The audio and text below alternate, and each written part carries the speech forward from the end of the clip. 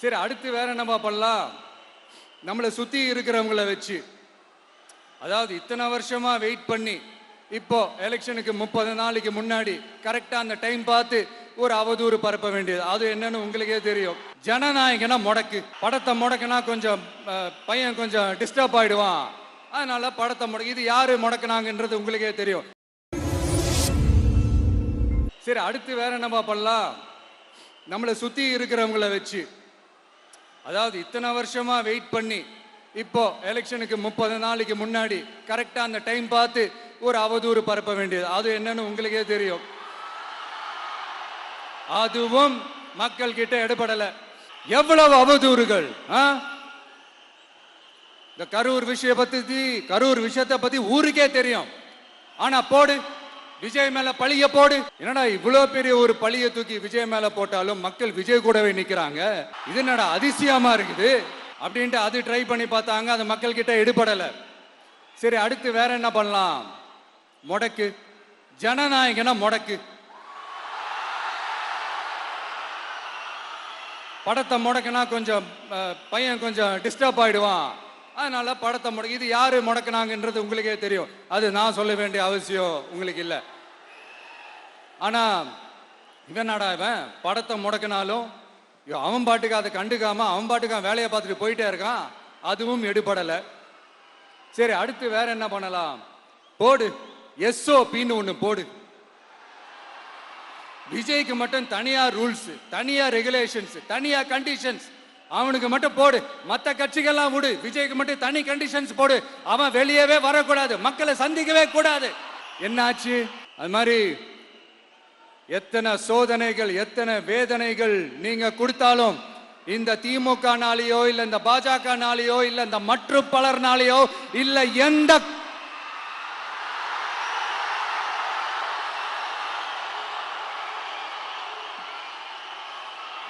வேற யாராலையும் என்ன மக்கள் கிட்ட இருந்து பிரிக்க முடியாதுன்னு சொல்ல வந்தேன். அதைத்தான் சொல்ல வந்தேன். ஒவ்வொரு வீட்டில் இருக்கிற ஒவ்வொரு விஜயும் இருக்கிற வரைக்கும் என்ன மக்கள் கிட்ட இருந்து பிரிக்கவே முடியாது. உங்க மகன், உங்க அண்ணன், உங்க தம்பி, உங்க தோழன், உங்க நண்பன், உங்க விஜய் உங்களை தேடி வந்திருக்கிறேன்.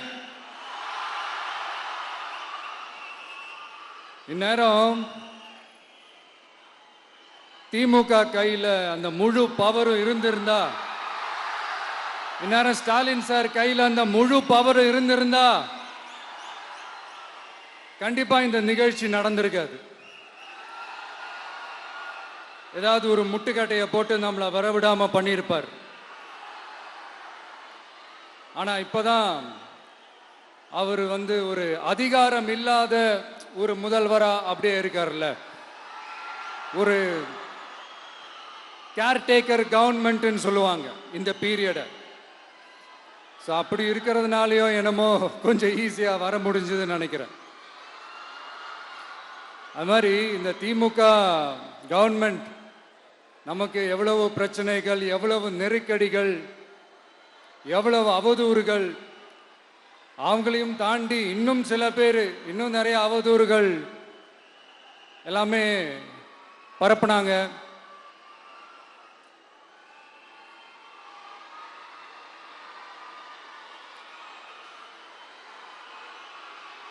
இந்த திமுக கூட்டணிக்கும் பாஜக கூட்டணியுமே இவங்க ரெண்டு பேருமே வெளியில வேணா தனித்தனியா இருப்பாங்க, ஆனா உள்ளுக்குள்ள இவங்க ரெண்டு பேருமே ஒண்ணுதான். இவங்க ரெண்டு பேருக்குமே ஒரே நோக்கம் தான். அது என்ன நோக்கம் தெரியுமா? உங்களுக்காக நல்லது செய்ய, உங்களுக்காக உழைக்க, உங்களோட கூடவே நிக்க இந்த விஜய் வந்துடக்கூடாது. அதுதான் அவங்களுடைய அந்த நோக்கமே. ஏன்னா இந்த விஜய் வந்ததிலிருந்து அவங்க நிறைய இந்த ஊழல்லாம் செஞ்சுக்கிட்டு இருந்தாங்கல்ல, ஒரு லிஸ்ட் போட்டு சொன்னல, அதெல்லாம் அவங்களால செய்ய முடியாம போச்சு. எல்லாத்துலயும் மண்ணு விழுந்துருச்சு. அதனால செம்ம கோபத்தில் இருக்கிறாங்க என் மேல. அதே மாதிரி அடுத்து ஆட்சிக்கு வர முடியாத ஒரு சூழ்நிலைய மக்களே நீங்களே ஆல்ரெடி உருவாக்கிட்டீங்க. இந்த கூட்டணி கணக்கு, அந்த கணக்கு, இந்த கணக்கு எதுவுமே எடுபடல. இந்த அரித்மேட்டிக் கணக்கு, மேத்தமேட்டிக்ஸ் கணக்கு எல்லாமே மண்ணுக்குள்ள புதைச்சிட்டீங்க.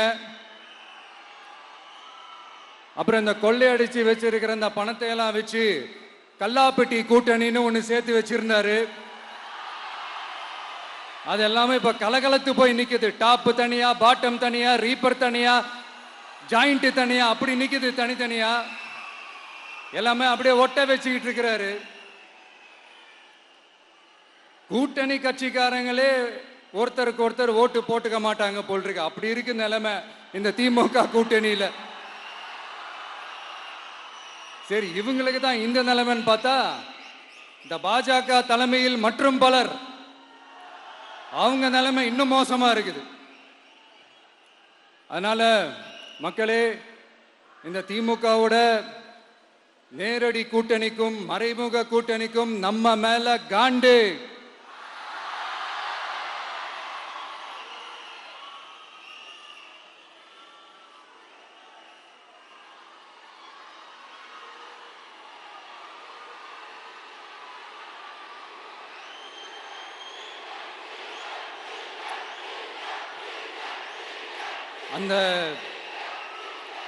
அந்த காண்டுக்கு ஒரு காரணம் என்ன தெரியுமா?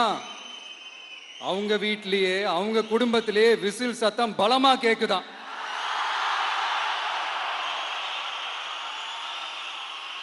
அடுத்த காண்டு அது இந்த சில பல கோடிகளை கொடுத்து நம்ம தமிழ்நாட்டு காங்கிரஸை பையில போட்டுக்கிட்டாங்க. யாரு? ஸ்டாலின் சார். ஆனா உண்மையான காங்கிரஸ் யாரு பக்கம் நிக்குது? நம்ம பக்கம் நிக்குது. சிறுபான்மை மக்களோட அந்த திமுக சாயம் வெளுத்து போச்சு. இந்த விஜய் என்னடானா மதச்சார்பற்ற கொள்கையோட உண்மையான ஒரு முகமா இருக்கிறானே. இந்த சிறுபான்மை மக்கள் வேற இந்த விஜய் பக்கம் தானே நிக்கிறாங்க அப்படின்ட்டு இந்த திமுகவுக்கும் பாஜகவுக்கும் என் மேல காண்டோ காண்டு. அதுக்காக நாம் என்ன செய்ய முடியும்?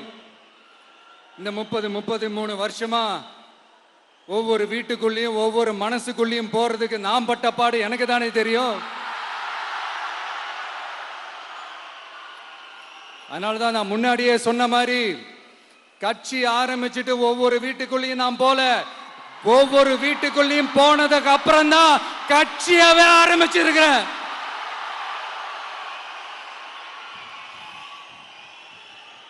இது இந்த அரசியல் எல்லாத்தையும் தாண்டி இருக்கிற ஒரு உறவு. கட்சி கிட்சி எல்லாத்தையும் தாண்டி இருக்கிற ஒரு உறவு. இது ஒரு பூர்வ ஜென்ம பந்தம். இது சும்மா இந்த அரசியல் ஆதாயம் தேடுறவங்களுக்குலாம் இது என்னன்னே புரியாது. இது மற்றவங்களுக்கு வேணா எலெக்ஷன். ஆனா இந்த விஜய் கூட நிக்கிறவங்களுக்கும் இது ஒரு இமோஷன். நான் சந்தோஷப்பட்டா மக்கள் சந்தோஷப்படுறாங்க, மக்கள் சந்தோஷப்பட்டா நான் சந்தோஷப்படுறேன். எனக்கு ஒண்ணுனா மக்களுக்கும், மக்களுக்கு ஒண்ணுனா எனக்கும் கண்ணு கலங்கும். இப்படி இந்த சொந்த பந்தம் இவ்வளவு ஸ்ட்ராங்கா இருக்கிறதுனால தான் நான் முன்னாடியே சொன்ன 234 தொகுதியிலும் இந்த விஜய் தான் வேட்பாளர் அப்படின்னு தான் அதை நான் செஞ்சிருக்கிறேன். ஏன்னா நம்மளுடைய வேட்பாளர்கள் யாரும் டாட்டாவோ பிர்லாவோ அம்பானியோ அதானியோ கிடையாது. நம்ம வீட்டில் இருக்கிறவர், நம்ம குடும்பத்தில் இருக்கிற ஒருத்தரை தான் நான் வேட்பாளராக செலக்ட் பண்ணியிருக்கிறேன். அப்படி செலக்ட் பண்ணி தான் உங்ககிட்ட நான் ஒப்படைச்சிருக்கிறேன். அதனால அந்த வேட்பாளர் வேற, இந்த விஜய் வேற அப்படின்னு நினைச்சிடாதீங்க. இந்த விஜய் தான் வேட்பாளர், அந்த வேட்பாளர் தான் விஜய்.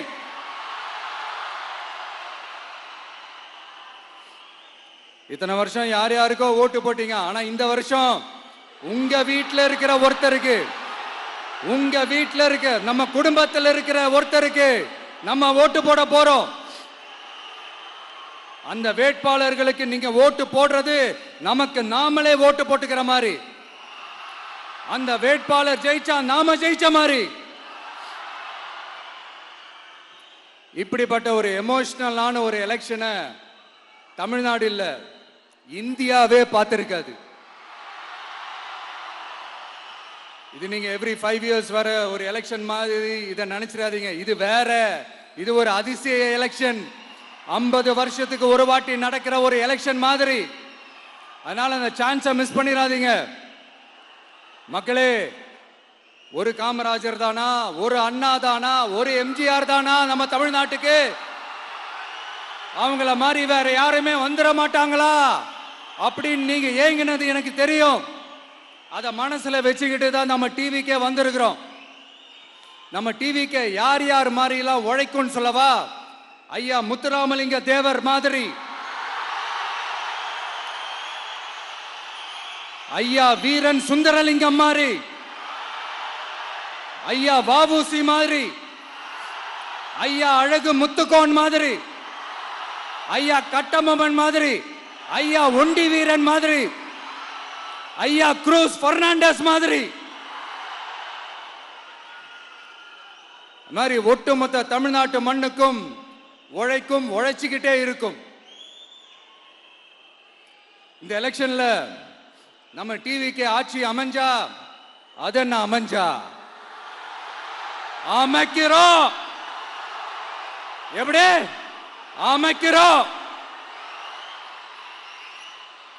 நம்ம டிவிக்கு ஆட்சி அமைஞ்ச உடனே பெண்கள், இளைஞர்கள் எல்லாருமே நல்லா இருப்போம், நல்லா இருப்போம், நல்லா இருப்போம்.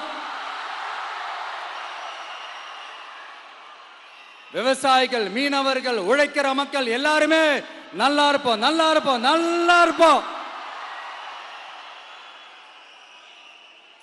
இன்னும் பல வருஷத்துக்கு நம்மளுடைய குடும்பங்கள், நம்மளுடைய சந்ததிகள், நம்மளுடைய தலைமுறைகள் எல்லாருமே நல்லா இருப்போம், நல்லா இருப்போம், நல்லா இருப்போம்.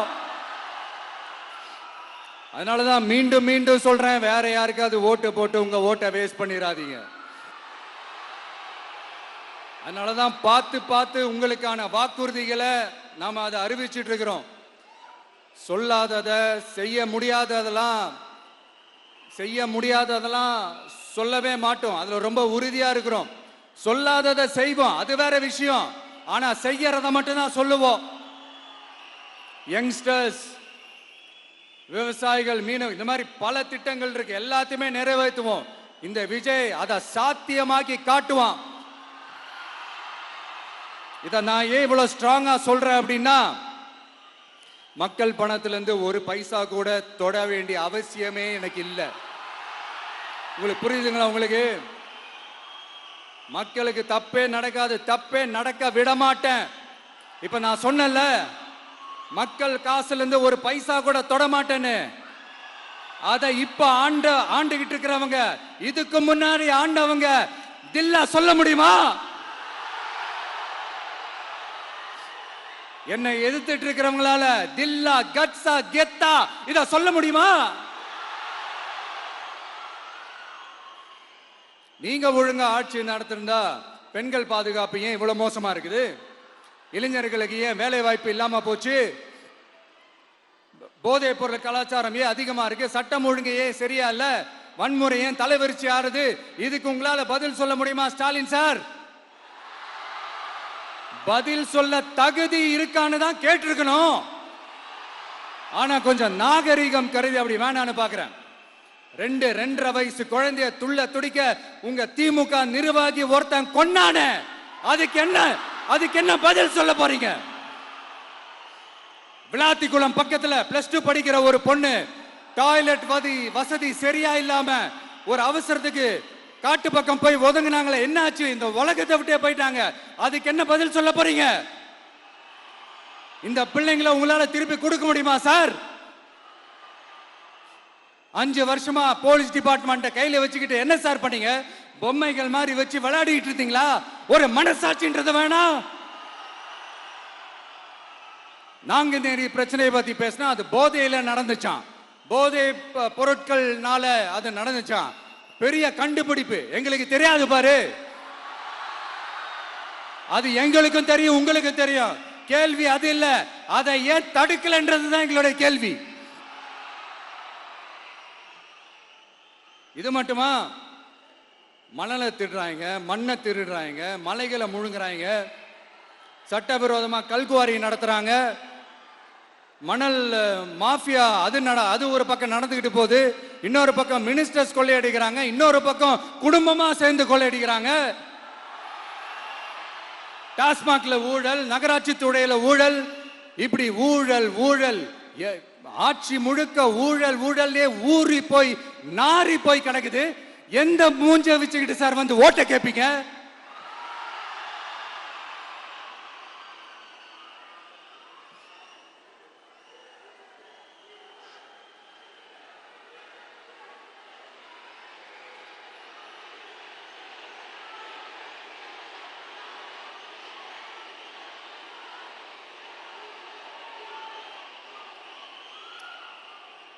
இந்த எலெக்ஷன் சும்மா உங்க பணத்தை எல்லாம் வச்சுக்கிட்டு ஒன்னும் கிழிக்க முடியாது. உங்க பணத்தை எல்லாம் வச்சு மக்கள் எல்லாம் விலைக்கு வாங்கவே முடியாது. இது ஒரு மாற்றத்திற்கான ஒரு எலெக்ஷன். ஒட்டுமொத்த தமிழ்நாட்டு மக்களும் அந்த மாற்றத்தை கொண்டு வர போற அந்த எலெக்ஷன். இது உங்களாலேயோ இல்ல அந்த மற்றும் பலர்னாலேயோ ஒன்னும் தடுக்க முடியாது. அதனால மக்களே, ஏப்ரல் 23 காலையில சும்மா பக்காவா ரெடி ஆயிட்டு வீட்டில் இருக்கிற சாமியெல்லாம் கும்பிட்டுட்டு உங்க ஓட்டர் ஐடி கார்டு கையில் எடுத்துக்கிட்டு முதல்ல பூத்துல போய் நின்று அந்த விசில் சின்னத்துக்கு நேரா இருக்கிற அந்த பட்டனை ஒரு அழுத்துங்க. இது ஒரு தலைமுறைக்கான ஒரு தேர்தல், உங்களுக்கான தேர்தல். எப்பேற்பட்ட வசதியான வாழ்க்கையா இருந்தாலும் எல்லாத்தையும் தூக்கி எறிஞ்சிட்டு உங்களுக்காக மட்டுமே வந்திருக்கிறேன். உங்களுக்காக நன்றி கடன் செலுத்துறதுக்காக மட்டுமே வந்திருக்கிறேன். அத்தனை வழிகளையும் தாங்கிக்கிட்டு உங்களுக்காக மட்டுமே வந்திருக்கிறேன். ஒரு நாளும் பொய் சொல்லி உங்களை நான் ஏமாத்தவே மாட்டேன். இந்த 4 முனை போட்டி, 40 முனை போட்டி, எத்தனை முனை போட்டின்னு எத்தனை உருட்டினாலும் இங்க 2 முனை போட்டி மட்டும்தான். ஒண்ணு, இன்னொன்னு எஸ், ஒன்னு டிவிகே, இன்னொன்னு டிஎம்கே. மக்கள் விரோத ஆட்சி நடத்துற ஸ்டாலின் சார் வேணுமா? மக்களை நேசிக்கிற உங்க விஜய் வேணுமா? அவ்வளவுதான் இந்த எலெக்ஷன். அதனால உங்க மகனுக்கு, உங்க அண்ணனுக்கு, உங்க தம்பிக்கு, உங்க பிள்ளைக்கு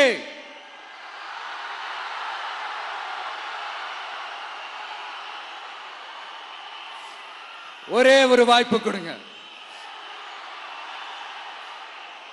தயவு செஞ்சு விசில் சின்னத்துக்கு ஓட்டு போடுங்க. இது ஒரு விசில் புரட்சி தேர்தலா இருக்கணும். நான் தன்னந்தனியாளு, நீ எல்லாம் நம்ம அப்பாரு, கொஞ்சம் நவந்தனா இங்க 8 கோடி பேரு, மிரல போது ஸ்டேட்டு நம்ம விசில் சத்தம் கேட்டு, நல்ல வங்க வாழ இங்க விசில் கடி ஓட்டே. கடைசி நம்பிக்கை மக்களை தேடி வருது, அதை இறுக்கி பிடிச்சு ஒரு வரலாறு எழுது. உங்க விஜய், நான் வரேன். விசில் அடிக்க ரெடியா? கான்பிடண்டா இருங்க. நல்லதே நடக்கும்.